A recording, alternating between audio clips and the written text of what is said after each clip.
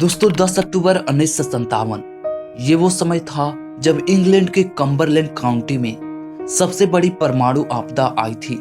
दरअसल हुआ ये था कि इस परमाणु आपदा में विंड स्केल परमाणु रिएक्टर सुविधा और प्लूटोनियम उत्पादन संयंत्र में आग लग गई थी। इसी तरह की एक और दुर्घटना 28 मार्च 1979 की सुबह 4 बजे हुई। इसको 3 माइल आइलैंड दुर्घटना के नाम से जानते हैं और यह दुर्घटना संयुक्त राज्य अमेरिका में हुआ था। 3 माइल आइलैंड दुर्घटना में किसी की मौत नहीं हुई थी, लेकिन यह दुर्घटना मुख्य रूप से रिएक्टर के आंतरिक हिस्सों में पिघलने के कारण हुई थी। इस दुर्घटना से रेडियोधर्मी रेडिएशन का स्तर उतना अधिक नहीं था कि वह तत्काल मौतों का कारण बने।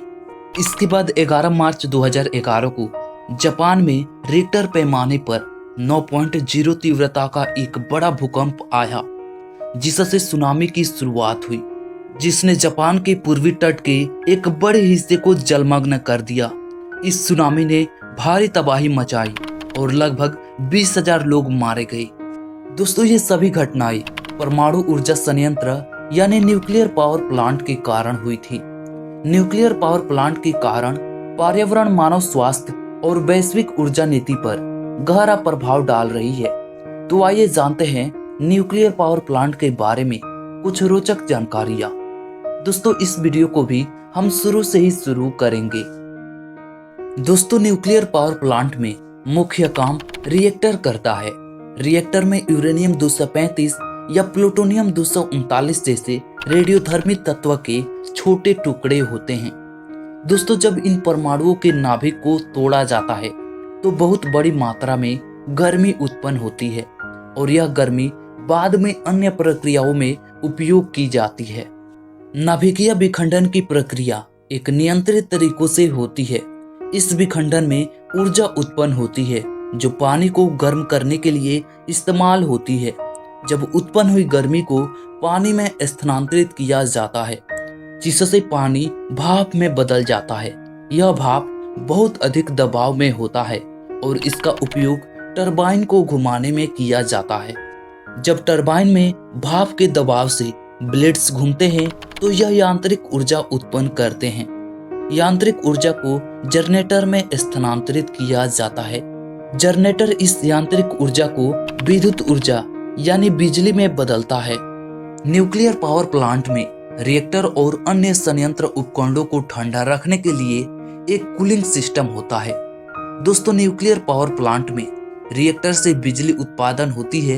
ये प्रक्रिया तो हमने जाना, लेकिन इससे होने वाले हम सभी पर बुरा प्रभाव कैसे पड़ता है, इसके बारे में भी बात करना बहुत जरूरी है।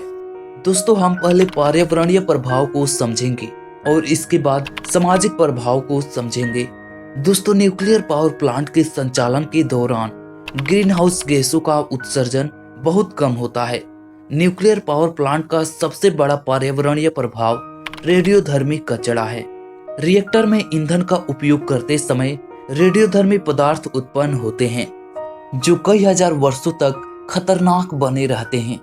रेडियोधर्मी कचरे को सुरक्षित निपटान के लिए आइसोलेटेड स्टोरेज की जरूरत होती है। यदि इन्हें सही तरीकों से नहीं निपटाया जाए तो यह पर्यावरण के लिए ज्यादा खतरनाक हो सकता है। दोस्तों, न्यूक्लियर पावर प्लांट को ठंडा करने के लिए एक बड़ी मात्रा में पानी की जरूरत होती है और यह जल स्रोतों पर दबाव डाल सकती है। इससे जल निकासी और तापमान में वृद्धि हो सकती है जो आसपास के इकोसिस्टम को प्रभावित कर सकती है। अब हम इससे होने वाले सामाजिक प्रभाव के बारे में बात करेंगे। दोस्तों, न्यूक्लियर पावर प्लांट के संचालन से जुड़े स्वास्थ्य जोखिमों में कैंसर एक तरह से चिंता का विषय है। न्यूक्लियर पावर प्लांट में यूरेनियम, प्लूटोनियम और अन्य रेडियोधर्मी पदार्थ का उपयोग किया जाता है। इन पदार्थों से गामा रेडिएशन, बीटा रेडिएशन और अल्फा पार्टिकल्स उत्सर्जित होते हैं जो जीवित कोशिकाओं को नुकसान पहुंचा सकते हैं। लंबे समय तक रेडिएशन के संपर्क में रहने से डीएनए में क्षति हो सकती है, जिससे कैंसर और अन्य गंभीर बीमारियां उत्पन्न हो सकती है। यह खतरा आमतौर पर उन लोगों के लिए महत्वपूर्ण है जो न्यूक्लियर पावर प्लांट के पास रहते हैं, यह इस प्लांट में काम करते हैं। न्यूक्लियर पावर प्लांट में काम करने वाले मजदूरों को रेडिएशन से संपर्क अधिक होता है और यदि सेफ्टी स्टैंडर्ड सही तरीकों से लागू नहीं होता है तो रेडिएशन से कैंसर के आंकड़ों में वृद्धि हो सकती है। दोस्तों, चेरनोबिल दुर्घटना 1986 और फुकुशिमा दाइची दुर्घटना 2011 ने रेडिएशन से कैंसर के मामलों को उजागर किया।